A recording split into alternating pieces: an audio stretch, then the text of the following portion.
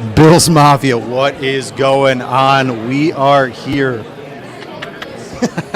We are live from the NFL Draft here in Detroit, Michigan.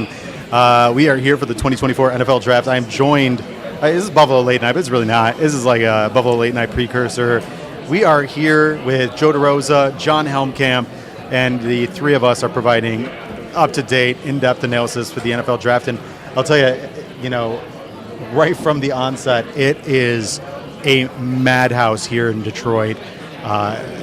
Hundreds of thousands of people here. The streets are swarming. John, myself, and Joe are in the media room, the radio row. I mean, guys, what, 500 plus people in this room right now? At minimum. Probably, yeah. It's a lot. So, guys, let's just hop right into it. I mean, I know a lot of people are joining us, and a lot of people are going to be joining us momentarily. What are your thoughts going into tonight? I know we've done a lot of kind of audio is choppy. Okay, guys, bear with us. We are running on some internet here, so we'll see how this goes, and we'll do our best to try to work as we're going. But guys, what are your thoughts? Obviously, you've been doing a lot of work, a lot of lead up to this for the last 6 months, 8 months. What are your thoughts going into tonight? I mean, we are just under an hour from the NFL kicking off. Yeah, I mean, it is a madhouse, and as you're seeing on social media posted everywhere, there are a million different outlets that this team could take today. I am fully prepared for an absolutely entropic, crazy, chaotic first round. I know that there have been a myriad of different stories, different rumors that have been floating around about, well, who's trading up, who's going for this receiver, but the reality is I think there could be close to maybe even like 5 to 6 trades in the first round, just with how insane you're seeing the cycle of the news right now. So as far as the Buffalo Bills specifically, I'm at a point where I know there's a million paths they could take, and I've said I have my stance on it, but I could very realistically see this team attempting to make a trade up, and that's going to depend on if Mr. Romo Dunze or even a Neighbors falls to a specific spot. Yeah, is low, to be honest, for the amount of trades that we could see. I mean, everything that we're seeing is just this team wants to come up for an offensive lineman, this team wants to come up for a wide receiver. I think there's going to be a ton of movement. I think that a lot of offensive line are going to fly off the board early, along with the wide receivers. I think it's shaping up for it to just be frantic, and it's going to be wild. I can't wait to see how it unfolds. We've seen a couple of reports already that Brandon Beane is actively looking to make a move. We also know there's a couple teams that are open for business. I know Atlanta at 8, Chicago at 9 are both two teams that we've seen reported today that they're open to taking offers on that pick. So we'll see. But I think there's a couple scenarios that could play out where it lines up perfectly for big move. We also saw that San Francisco's potentially having conversations about Brandon Ayuk and Deebo Samuel. That I have no idea what's going to happen tonight. Then there's the whole T. Higgins situation taking place in Cincinnati. There's 1,000 different routes that this can go, but I think by the end of tonight, more than likely, 1 or 2 wide receivers will be on Buffalo's roster that weren't there before today. Mm-hmm. Yeah, and I mean, we've already heard that the Bills have such a desire to want to move up, but the question, I mean, it really lies. What is Brandon Beane going to do? We know 4 out of the past 6 drafts he's traded up. Obviously with that 4th round pick, he likes to use that as kind of currency, gets him a couple spots here or there. But are we going to see that big move, guys? Are we going to see the move where does Brandon Beane climb the draft board? We know we lost Stephon Diggs, a guy who for the past 4 years has been the leading receiver in the NFL in terms of target share. Gabriel Davis signed with the Jacksonville Jaguars, guy that had over the past 4 years 290 receptions. So, with the fact that Khalil Shakir is the only receiver that we have on roster that has caught passes from Josh Allen, tallying 39, there's a massive hole, a massive void that needs to be addressed. And I know a couple weeks ago, Brandon Beane and the rest of the staff kind of had their pre-draft presser where they talked about things, and one of the main points was with Brandon that early on in Josh Allen's career they didn't need, he needed a number 1 receiver, but now it doesn't seem like they necessarily need that number 1 receiver. Do you think, because I personally think it's a lot of smokescreen, I don't know if I really believe that Brandon Beane's telling the truth that Josh Allen still needs a receiver. What do you guys think in that regard?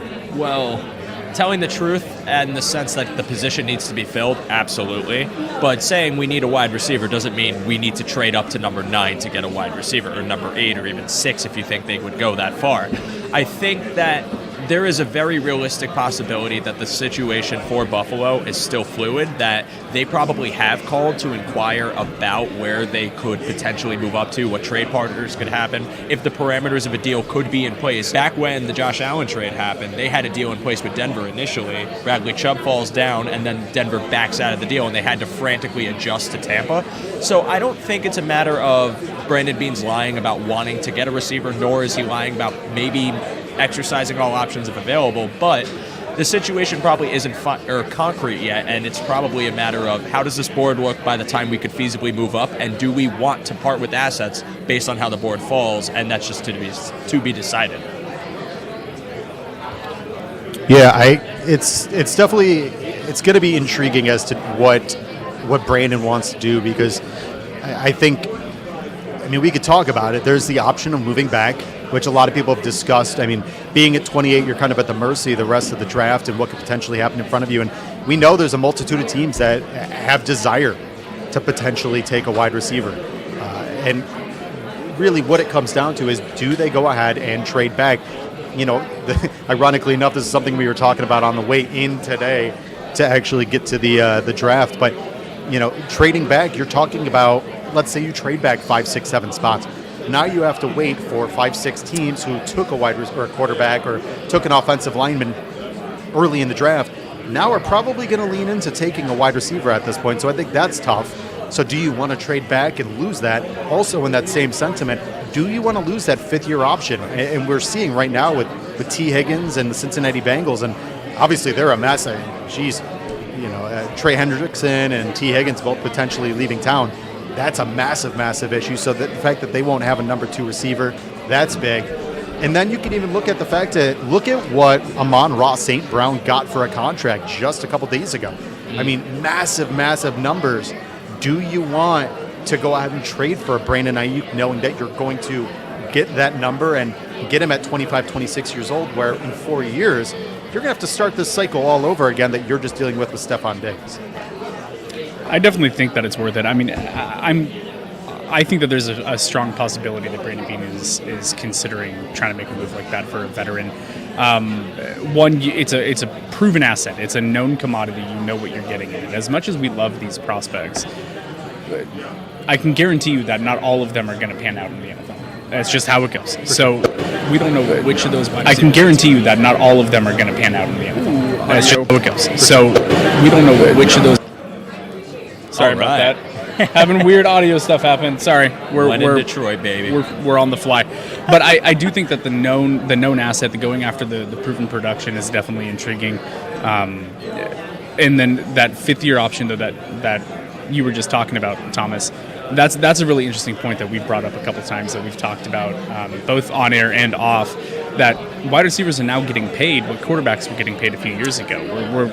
We're topping $30 million annual average for wide receivers now. That 5th-year option is going to become increasingly valuable for teams. So I think we're going to see more potential situations unfold where teams are trying to trade up into the late 1st in order to get a wide receiver that maybe they have a 2nd-round grade on, but it gives them the option of getting them for an extra year before having to deal with free agency. So I think the wide receiver market is just going to be on fire tonight. Potentially some veterans, a ton of guys coming off the board in the draft. It's going to be a lot. And I love that point too, because you know that, especially at the end of the 1st round, there is so much gray area when it comes to the receivers that have that 1st round valuation and that 2nd round. I mean, we've seen the likes of Xavier Worthy, Troy Franklin, Leggett, McConkey kind of rise, fall to a point where you could see them go anywhere from 25 to the 2nd round. But then you have to ask yourself, do I want to lock this receiver down because the market's going to be such a threat if this receiver's production is so high, which if you are taking a receiver in the 1st round, you're banking on that as it is, or with an early pick to begin with. So it is a very interesting conversation about the Bills in this matter relative to how are they going to attack the draft, how are they going to attack the receiver position, knowing that they just lost 2 receivers, might be a bit snake-bitten by the fact that they had to give up 2, and seeing the money that guys like Justin Jefferson, Ayuk, T. Higgins, and what you just saw Amon-Ra St. Brown get, very significant contracts that could definitely play into the philosophy about not just how they draft in this current year, but how every team's going to draft in years going forward. I mean, it's an absolutely different ball game than it was when they took the likes of Sammy Watkins. So. Yeah, I mean, again, we're just kind of at the mercy of what's going on. I will say right now, Tom Pelissero did just tweet out that the belief is at this point the Patriots are going to take Drake May. So it looks like we've pretty much got the top 3 solidified in terms of Caleb Williams going 1, Jaden Daniels going to the Commanders, number 2, and then Drake May going number 3. Now, obviously, that is all just conjecture at this point. We don't know if there's any truth to all of that. We'll see in merely just 49 minutes from now. But then it begins the real mystery of how things are going to shake out. What does Arizona do? Mm-hmm. Does Arizona hold tight and take Marvin Harrison Jr.? Do they trade out of that spot? I know there's a lot of suitors, a lot of teams that want to move into that spot. A lot of teams like maybe a Denver Broncos, right? Actually, we're sitting next to a Denver content creator right next to us. But does Denver move up for J.J. McCarthy? Right. I know they're looking for a quarterback, and I'd be remiss if they went into the season with Zach Wilson. I don't think they want to do that. So it's going to be intriguing. I think number 4 really starts the draft and how things go. Now, guys, we got to talk about it. What do the Bills do? Do they go ahead and make that trade? What's your feeling on it? Do you think the Bills should do it and make that Julio Jones-esque trade for the guy that they want? Because, I know that the price is going to be prohibitive, but you're talking about if you do it, you're solidifying the guy for the next 10 years potentially, and you're giving Josh Allen potentially the best wide receiver in the draft. We've talked about this so many times on your show, on my show, all around, and I've been so conflicted on it because on the one hand, a generational receiving talent and the fact that there's basically 3 options you have in that first round with Harrison, Neighbors, and Odunze, it's hard to say no to that if the price is right, which is why I keep trying to stress I think it's a fluid situation. I think the Bills will definitely entertain everything, and that is included. If I would personally prefer it, I don't know if I would say I'm about like a 60-40, like stay put or trade back to do it, where I'm not opposed to doing it, and I don't want anyone to think I am. It's more just you got to look at the context of the rest of the team when you're talking about just the receiver position. We know how important it is, but I also think that there are multiple paths you can take to getting a very productive receiver core for Josh Allen that doesn't involve giving up ample amounts of assets that you could use to fortify the depth in your defense. Because let's be honest, offense and not having Diggs and Davis in their target share is absolutely a problem. We know this, and we know that they have to address the position no matter what. Teams also know this. So where I have concerns is when a team knows that you just gave up Stephon Diggs and Gabriel Davis just walked, and your best receiver is debatably Curtis Samuel or Khalil Shakir. You are an easy target, a sitting duck for someone to take advantage of you, knowing that you're desperate to draft up. Whereas if you were to stay at 28 or even trade back with the deepness, the depth of this wide receiver class, you're talking about the possibility of not only getting 2 very, very good to beyond good options in the second or third round, but maybe using this as an opportunity to spring yourself back into the third round, fortify the receiver room with depth, and just, again, continue to allocate assets all around the team, because we saw the depleted depth of this team going into the playoffs. For the past 2 years, that defense, in my eyes, has been the bigger culprit into the losses this team has suffered. I think that while I won't be opposed to a trade-up, I just see a better reality where Brandon Beane plays his hand in that he won't move too far up, he won't try to move up or too aggressively, but stack your assets, try to preserve your future, because guess what? Having 9 picks this year or 8 picks this year and then 9 picks next year is how you can sustain success in an ever-shaping landscape in the AFC that's not going to get any easier, especially if someone in your division is about to draft a very good quarterback prospect. So that's at least how I view it. But John, you agree or disagree? I'm going to stick to what I've been saying for a couple months now. I've liked the idea of them moving up. I've liked the idea of Chicago as a trade partner because Chicago needs more assets. They only have 4 draft picks. It has always looked like a good match to me on paper, and that was even before they parted ways with Stephon Diggs. Now, without Stephon Diggs, like you said, it's a glaring hole on their roster that needs to be taken care of. To me, I think you got to go all in here. I think you have a ton of ammunition in your back pocket right now with 10 picks in this draft. I think Rome Odunze or Malik Neighbors. I'm not even talking about Marvin Harrison Jr. because I don't think that's a realistic possibility. I don't think it's going to happen. But if one of Odunze or Neighbors gets to 8, gets to 9, gets into that range, I think you make the swing. I think you just push your chips into the table and be like, we have not been able to get over the hump. We gotta go. Yeah. We gotta go. We gotta make a move that is, one, going to be just very exciting, but 2, that rookie contract of a potential top wide receiver. If you go up for Neighbors or Odunze and they end up being a production like what we've seen recently out of Jamar Chase, Justin Jefferson, and I know that's the absolute record-breaking stratosphere of rookie wide receivers. Even Puka Nacua last year, which was a late pick. But if you get that top tier of production out of a wide receiver on a rookie contract where you've got 5 years of control, I think it's worth it. I think you make the push, you make the swing, and you hope that this is someone that goes on to become a superstar in the middle of Josh Allen's prime, and then you're teed up to go. You're ready to push for a Super Bowl, which is the goal. That's what it's all about. And I think it's an avenue that makes that happen and makes it more realistic. And John, to your point with that, kind of the one thing that I think we have to look at is, what has status quo been thus far? I mean, in all reality, kind of what you're saying, what we've done hasn't worked. We know that Sean McDermott and his defense is going to be successful. We saw what they did in the playoffs last year.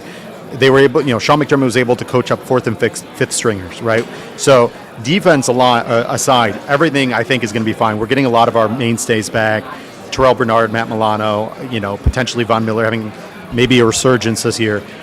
But kind of to what you're saying, what we've done hasn't worked. So why not change it? Why not go a different route and go all the way up the draft board and get the guy that you want? Because, I understand it's a tough pill to swallow if you're trading 5 or maybe 6 assets in return for 1. But in a couple years, if you've got the best receiver in the NFL, all of that is going to be merely just hindsight. You're going to sit there and say, do we care? Absolutely not. Because if you have, let's say you got Malik Neighbors, right? Somehow you can land Malik Neighbors tonight. And you can get him to 1,600 to 1,800 yards per season, 10 touchdowns, one of the most dynamic wide receivers in the league. And Josh Allen he's won a Super Bowl, or we've at least gotten to one. All those draft picks, yes, they're going to be great. Yes, they could potentially fill holes. But we've seen that Brandon Beane has been more than sufficient filling the roster out, whether it's from UDFAs, whether it's from guys in the later rounds, whether it's free agency. I am fully and basically unapologetically kind of in Brandon Beane's corner to say that if he does that trade, I have full faith. I have full faith that he's going to be able to maneuver and figure out how to manicure this roster to make sure that they're fine, and on top of it, you're getting a high-quality asset. And I mean, let's be fair, guys. All of Bills Mafia, and I said this the other day, Nate Geary said this on the Rock Power Report, Bills fans are going to find every which way, and as much as initially the reaction is going to be very visceral, everybody's going to talk themselves into it. Everybody is going to love it. I know, John, you said that you're going to go and buy a jersey as soon as it happens. So it's literally the scenario that I've been predicting. Yeah. It'll just be beautiful, like in my own head. I'll just pick, oh, yes. It was something that I saw, and it happened, and it's gorgeous. And Odunze, you beautiful, beautiful man. Welcome to Buffalo. We're getting the jersey. They're showing highlights of him on the TVs in here in the media room right now. It's beautiful timing. The symmetry's there. I think the stars are aligning. So yes, I would absolutely snake that jersey real fast. My wife might be mad at me. But. You have to think that Brandon Beane is itching, right? Like, yeah. I love people who are sitting there and saying that, like, oh, we're fine. Like, first off, nobody believes in Tyrell Shavers or Justin Shorter, and that's no disrespect to either of them. But going into the season with Curtis Samuel, and I love Curtis Samuel. I was banging the drum for Curtis Samuel. Love Curtis Samuel. Love Khalil Shakir. I think Khalil Shakir is going to be phenomenal this season. I think he's truly going to be put his name on the map in terms of maybe people didn't know him as well. They're going to know him this year. But let's not be unrealistic here. I mean, the Bills have to get another receiver, and they have to get a good one. Now, let's just say that they don't go ahead and trade up for a receiver, or maybe it's a bunny hop. What do you guys think? We've heard a lot about Xavier Worthy's name is kind of rising up the draft boards. Brian Thomas Jr. is a name that potentially, because of that shoulder injury, the medicals that are kind of coming to fruition, maybe he's a name that kind of falls a little off and maybe drops down the board. Adonai Mitchell, a name that has been over and over and over the number one name that's kind of been drafted to the Bills, albeit maybe Bills fans not their favorite decision. And there's some other ones like Ladd McConkey, Troy Franklin, some names that have kind of been circulating. What are you guys feeling right now? What's the sentiment at this moment? How are you guys feeling at this point as to what could potentially happen? Rock, paper, scissors. You go. Snap, I win. Like I said, if they do decide to stand pat, maybe because they couldn't make a trade-up happen, maybe because they just feel more comfortable staying at their position. I obviously won't be mad at it, and I think there's an abundance of options that they could go for, and I think Worthy is a very intriguing option. He's been a polarizing option for a lot of the fans because for some reason, he ran a record-breaking 40 time, and then his narrative started to kind of shift to, well, he's only a fast guy, and he's light, and he's got a really thin frame. And I think there are valid concerns about his frame and how that could be affected in the NFL, but he's also been mostly healthy during his collegiate career and has been consistently productive, and he's beyond just a speed guy. I mean, he has route-running ability. He's a polished guy that's moved around all over the field, been used in motion, been used across the field, been used on goes and posts and different things to go upfield and stress defenses vertically. And to me, that's something that is not just a consolation prize, but someone I could see being an incredibly viable, if not one of the most productive rookie options in the league, because you have to think in context of the Bills' room and what they already have. And the reality is they're missing a speedster and they're missing a little bit of size.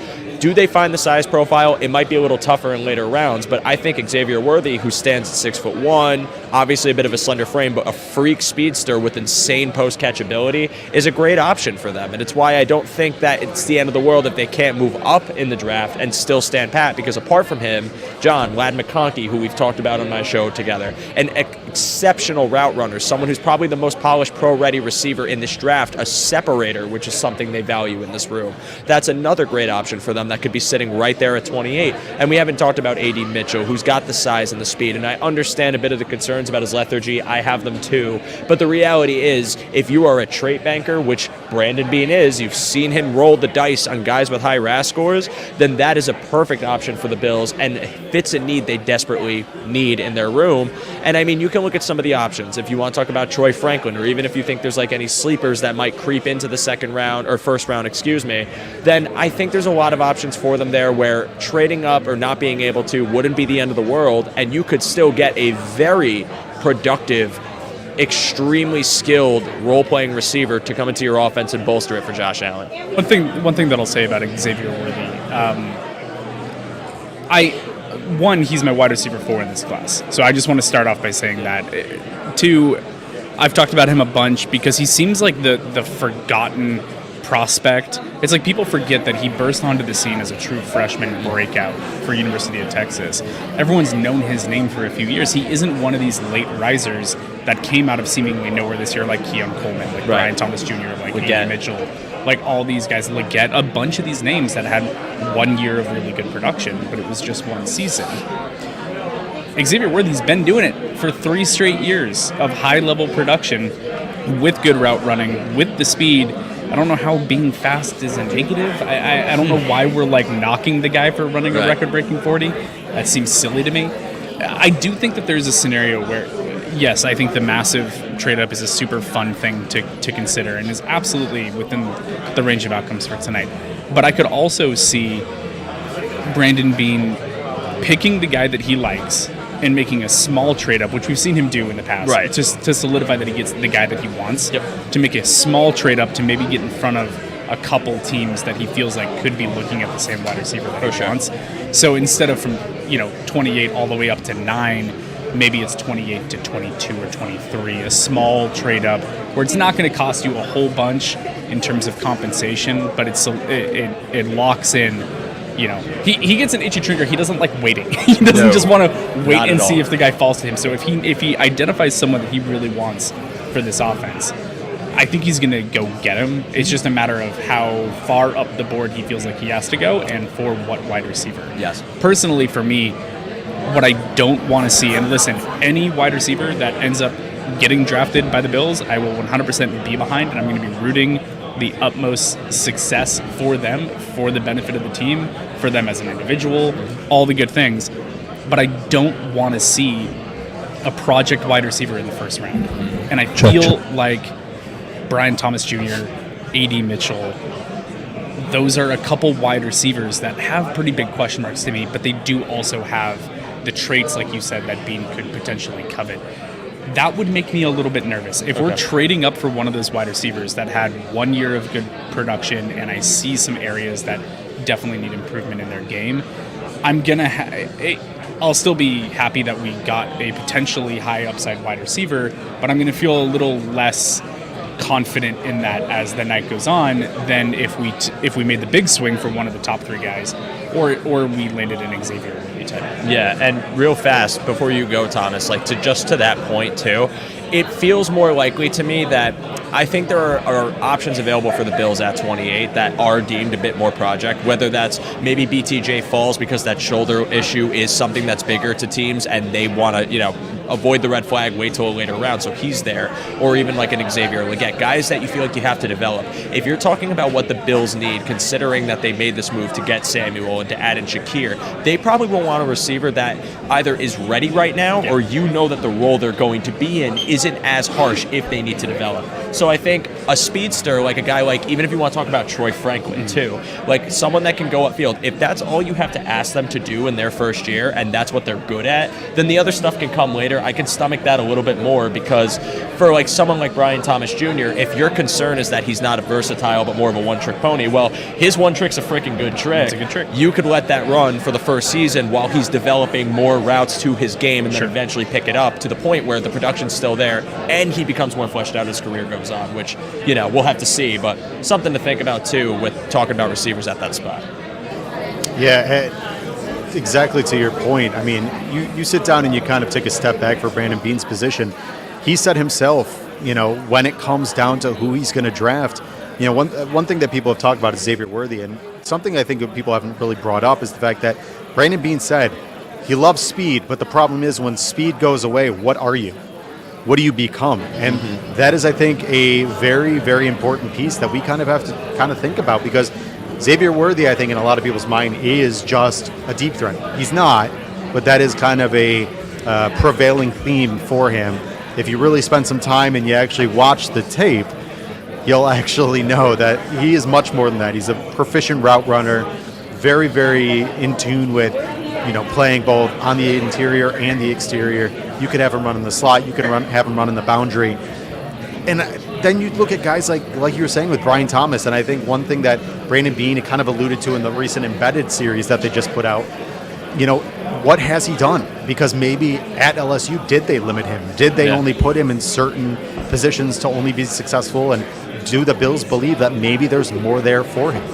And they're showing my guy on the TV again. Yeah, there's Rome Odunze right on the screen right now. Another guy that, man, I think please, if Josh Allen, could get his hands on Rome Odunze, what a wonderful life it would be. But I just think it's very, very intriguing to see where Beane's mind's at. Terrence Gray, the rest of the front office, and Sean McDermott and Joe Brady, and how they really kind of envision this offense. Because obviously the idea of potentially having a bunch of guys that are smaller, I'm sure they want some size. That's one thing Brandon Beane has made very evident is having somebody that maybe is a little bit taller because you want differentiation. You don't want just one specific style of a guy. So I'm interested because of that is a Xavier Leggett guy that they could be very, very intrigued by. Yeah. And I know that the 5th year with the COVID year really, really helped him. I know if he didn't have it, he wouldn't be even in a conversation. He'd probably be a UDFA at this point, or maybe even never see another day or another down of football. But that's not the case, and he did, and he had a very, very good year. So what does Brandon Beane see out of a guy like Xavier Leggett, a guy whose story has been filled with tragedy, losing both of his parents at a very young age and kind of building himself up to become the talent that he is today.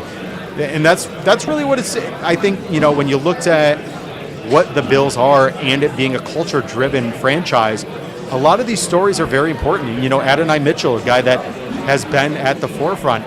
I don't really believe that he's going to be a guy they're going to target. Yeah, With the Bills being so, yes, can they bring in guys that maybe have some warts to them? Sure. But I'm fairly confident if this guy is the number one receiver, kind of a pseudo face of the franchise, you want him to come in and be kind of decorated, guy that that's going to be in front of the crowd and really be kind of a flag bearer for the organization. And I worry if a guy like Adonai Mitchell, who's already coming out with a lot of baggage, if that's something they'd want to do. So it's really intriguing, but I guess, let's be fair here, guys. What if they don't go receiver? Let's talk about that, right? Uh-oh. What happens? What happens if the board falls in such a way that, let's say Xavier Worthy goes early. A lot of prognosticators are sitting there thinking Xavier has gained 10 to 15 positions over the last 24 hours. What if he goes early? What if that causes another team to panic and take Ryan Thomas Jr., which then causes another team to trade up for Adonai Mitchell? There's been mock drafts where the Chiefs have traded up for Adonai Mitchell. That then kind of starts a fever pitch of general managers doing things that they might not necessarily always do. So what happens? What do we do then? What is your thoughts, gentlemen? If that position happens, do you stand put and wait at 28? Do you say, hey, you know what? We'll see what happens, what falls to us, and maybe we trade back? What are your thoughts on that? I think that if there's an early run on wide receiver, which absolutely could happen, it's definitely a scenario that could play out starting in, basically 2 hours from now when we start getting out of the top, 8 picks or so. Yeah. I think that there's definitely a chance that in those early teens, you could have a situation like you just said, Thomas, where when one of them goes, all of a sudden the next ones might start kind of scrambling, or other teams get itchy and trade up because they don't want to miss out, and it starts a run. We've heard Jacksonville is a team that is already picking at 17 tonight, and they're interested in trading up to try and secure a wide receiver. So maybe that's a clue that what they're hearing from other teams around the league is there might be a run on wide receivers between 10 and 15 that we need to get in front of. And if that's the case, there's certain players that I'm good with Brandon Beane trading up for, but I don't want to give up the farm to move from 28 to 12 to take A.D. Mitchell. Right. That's not an outcome that I like. No. I would rather wait. I'd rather see Xavier Leggett. I'd rather see Keon Coleman than give up a lot for A.D. Mitchell. It's a balancing act that these GMs are playing right now. It's 7:33. We're less than half an hour until the Bears are officially on the clock, and until Caleb Williams starts celebrating.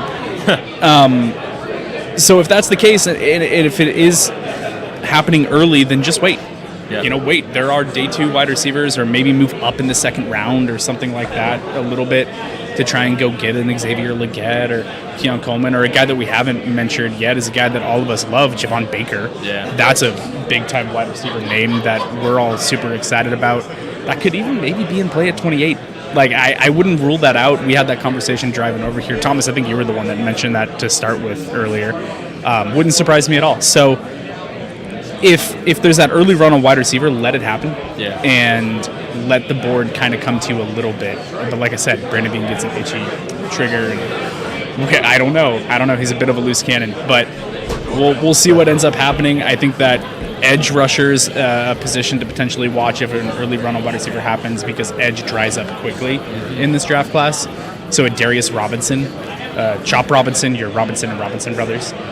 the law firm of Robinson and Robinson. One of them could be an option there. Maybe. I mean, I saw Peter Schrager's mock said Leatu Latu was going to fall into our lap, and if that happened tonight, you just chalk that up as a dream, easy day at the office. And now, what sleep happy. happens if Leatu Latu's there and Brian Thomas Jr.? Give me Latu. Both. Trade back up to 29 and take both. Give me Latu over Brian Thomas Jr. That's my preference. I think that the only way that Latu falls that far is if there are hesitations about his neck, which is a conversation we had earlier today. But he's like a top 5 to 10 talent, so you take the talent there, because I don't think the difference between Leatu Latu and any other edge rusher that you're going to get on day 2 is chasms wider than the difference between Brian Thomas Jr. and Keon Cole. Right. You know what I mean? You take Latu and then you address wide receiver at pick 60, or like I said, you trade up in the second round to go get somebody. So I think edge rusher is definitely a position to watch if there is an early wide receiver run. Corner is also maybe one. I know that it's gonna piss Bills Mafia, but that's a possibility. Mm-hmm. And if one of those top corners is kind of sliding because there is this crazy run on wide receivers, then that might be an option that Beam looks at as well. Definitely. One thing I want to stress too, because when we've talked about this subject, I feel like a lot of fans or a lot of people that just follow the Bills closely are equating not taking the receiver in the first round with the team being complacent or impatient, or that they value defense way more than they value wide receiver. That isn't the case, and I don't think it's a sign that they're just waving a white flag or that they're comfortable with the room if they don't take one at 28, because a great point you made earlier, you are not trading up to take A.D. Mitchell. You're not trading up to take the 4th or 5th best wide receiver. There's 3 exclusive bodies of talent there, Harrison Jr., Neighbors, and Odunze, that you would make that trade for, and if they are gone, then you are keeping that capital, and that includes, and at least in my opinion, Brian Thomas Jr. What I think we have to remember is that pigeonholing yourself into a need, which we didn't want to do, but this is kind of the sense of, well, Diggs is gone and this is what it is never fun, because you end up having the discourse not only just from within the team internally, but with all the fans about, well, now they have to do it. And the reality is they do at some point in this draft, but again, it doesn't have to be at 28 if we're talking about the comparison of wide receiver 6 or wide receiver 7 to edge rusher number 3, because guess what? If Leatu Latu falls to pick number 28 and your next best option there is a receiver that isn't even sniffing that top 3, like we're talking maybe Franklin, and I, as much as I love McConkey, like guys that you could see as late first round, second round evaluations, then I think the smarter play is to trust the value, because we got to remember that edge rusher is a need too. Interior defensive line is a need. Interior offensive line is a need. So it's not to say that the team would be complacent and not addressing the wide receiver room. It's to say the team is smart enough to understand that value still reigns supreme on the board, and passing up on what could potentially be a generational pass rushing prospect, or at the very least a really freaking good one that is probably the most pro ready in this class, just to shoehorn a wide receiver into the scheme when you were able to see Joe Brady scheme multiple players open in the second half of last year. I just don't think you do. I think you take the talent that is available to you with the other needs you have present, because I think that there is a very realistic possibility that this offense functions as an ever-flowing unit with multiple bodies and skill sets where there isn't an alpha, or there isn't even, any sort of assignment, as much as there's a primary target or like a target share leader and what would probably be Dalton Kincaid, and just a couple of field stretchers to complement what they probably want to do, which is to have a fluid identity where they can beat you in multiple ways. So if you are asking me at pick 28, if Leatu Latu's there, and then it's, even I like Leggett a lot. I like Leggett a lot. I like McConkey a lot. You know what I mean? But if you're telling me it's Latu or those two, it's Latu. Yeah. And people will be upset or at least like annoyed if they do this, but you got to understand they are only making that move because the value of that player is so significant, so much higher than what's available on the board, that you just simply can't pass that up. So while I hope that we don't end up in that position and that it really is clear-cut that wide receiver is your BPA and that's what you go for, we'd also need to prepare ourselves for the reality that the best player on the board is someone that fits the Bills' needs at other positions and would make sense to take. Yeah, totally agree. Yeah, I'll tell you, I'm incredibly intrigued to see kind of how this draft all starts, and Ian Rappaport just tweeting out that Roma Dunze potentially is a trade up target at this point. So it'll be very, very intriguing as to see how that works out if the Bills make that move. I mean, there's been a lot of conjecture around Brandon Beane and the Bills and Roma Dunze, and that seems to be heating up. I tweeted about that a day or so ago, that it seems the connection between the Bills and Roma Dunze just seems not only too perfect, but that it seems to be something of maybe people are talking about more. And I'm very. Will they actually trade up all the way that far? I don't know, because man, it's going to be tough. Really tough for them to get that high, because you're expecting another team, man. And look at the crowd. They just showed some video footage of the crowd outside here, and it is hundreds of thousands of people. I mean, unbelievable amount of people right now over here in Detroit. It's crazy the amount of people that are here. We are just about 19 minutes away from the start, where Roger Goodell is going to come out and tell the Chicago Bears, who have known for literally a calendar year that they're on the clock, and everybody kind of knows where that's going, and they're going to take all 20 minutes that they've got to sit there and posture and act like they don't know who they really want.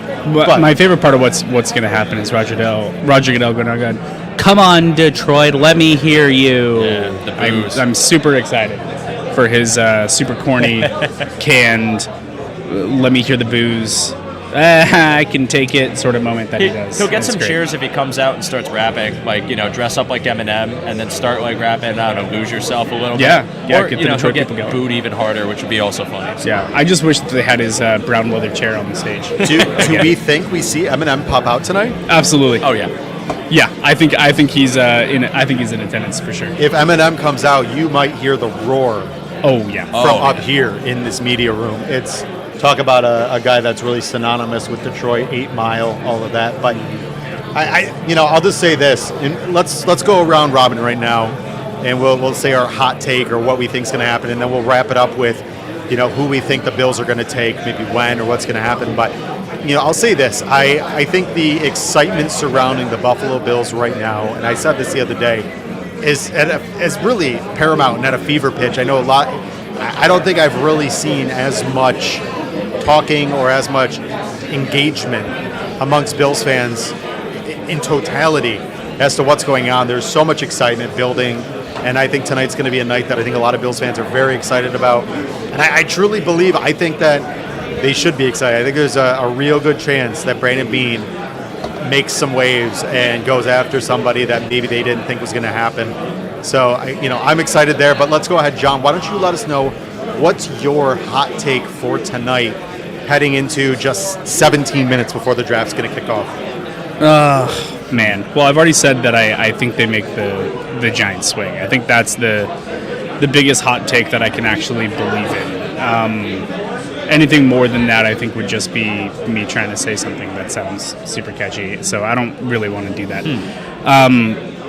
But yeah, I think they do it. It makes too much sense. We're hearing a lot of chatter, and where there's smoke, there's typically fire. Yeah. I think it happens. I really do. I think they make the move for Roma Dunze. It's going to cost a lot. Probably, we were talking about it on the way over here. I originally thought it was somewhere in the neighborhood of 2025 first and a third. And I think that might get it done. That's kind of synonymous with other trades that we've seen of similar kind of values to come up. Maybe it takes more than that. Maybe Chicago really says, hey, if you want it, I'm going to hold your feet to the fire and milk it for as much as we can. But yeah, that's my hot take. I think it's a trade up with Chicago because Chicago needs the assets and we need the receiver. I think that's the plan. Yeah, I'm going to second that. Whether I agree with it wholeheartedly, I mean, like I said, I'm 60-40. 40%, it's fine if they do it. I prefer for them to trade back or at least retain some assets, but I think that's what's going to happen. I think, like I said, it's a fluid situation. I think Brandon Beane is keeping his eyes on it, but I do fully expect Roma Dunze to end up in that 8 to 9 range. And I think one of the points that we didn't bring up on the show yet, but I think probably range true in their mind, especially if you see a divisional rival take a quarterback, right? Because I'm pretty confident that the Patriots are taking Drake May. I hope I'm wrong, but I think they're going to. Now you know that the Jets are right after the Bears. If Rome Odunze is there at pick number 9, and you call the Bears, and you find out that, similar to how they called Jacksonville last year and found out that Jacksonville was taking Anson Harrison, so they were able to move up and get Kincaid. If the Bears want to go get Fashanu for Caleb Williams, right, because they're former teammates, and they don't go for the receiver, you know that the New York Jets are licking their lips waiting to pounce on that pick and hoping that they don't get lapped. This is not only an opportunity to fortify your receiver room, but deprive one of your divisional rivals, who, while they might be an older roster, are still a very competitive team, of a generational receiving talent that you would let fall in their hands if you remained inactive. So even though, like I've said, I'll stick to my principles. I'm cool with them trading back. I'm cool with them staying put. I'm cool with them taking BPA. There's a lot of paths they could take. I do think that if you're asking me what I think is going to happen, based on all the reports today, I think the Bills pulled the trigger to try and go get Rome at 9, to keep him out of the Jets' hands, to build their receiving room, and just, if the consequences are that we had to part ways with next year's first and one of the seconds and maybe even this year's second, I think Brandon Beane would figure out a way to try and get We back do have up. some breaking news coming in right now. The Eagles are signing A.J. Brown to a massive 3-year, $96 million extension. So 33 a year. Wow. 32 a year. Yeah, so A.J. Brown. A.J. Green, wow. Yeah, A.J. Brown is cut. sticking around in Philadelphia. A guy that's name was, there was some talk about potentially landing in New England, but he is sticking around. That's per Jordan Schultz. So, and there is also Tom Curran out of New England. There is some chatter that potentially New England may be trying to target Brandon Ayuk. So that'd be Jesus one to Christ. definitely keep tabs on in terms of trades. But a lot of stuff going on right now. You could see some imminent trades happening all over the place, and whether it's T. Higgins, I know it's a name out of Cincinnati that's been kind of floating. Brandon Ayuk, another one. It'd be intriguing to see what those names, and I think a lot of it's going to fall into, does a team miss out on one of those wide receivers in the first round? Mm-hmm. Maybe then they pull that trigger, and with Brandon Beane having that extra second from next year, if he misses on Brian Thomas Jr., does he call? And then there's still a name that has been, was sitting out there for a while, but nothing happened. What happens with Justin Jefferson? What happens with, the Minnesota wide receiver who still doesn't have a deal? Do we see maybe he gets traded tonight? But Joe, go ahead. Are you all done there?